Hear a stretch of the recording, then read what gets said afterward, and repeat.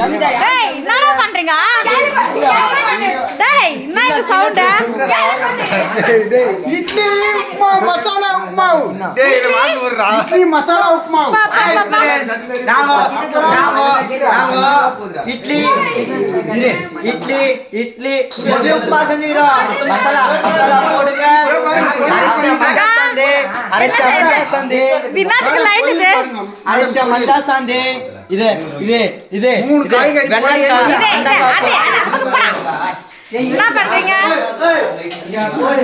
இட்லி உப்புமா.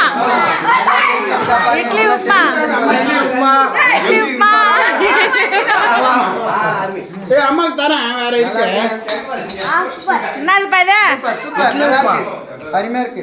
தொக்கடி உப்புமா. இட்லியை காணுமே. இட்லி எல்லாம் காலி. இட்லி உப்புமா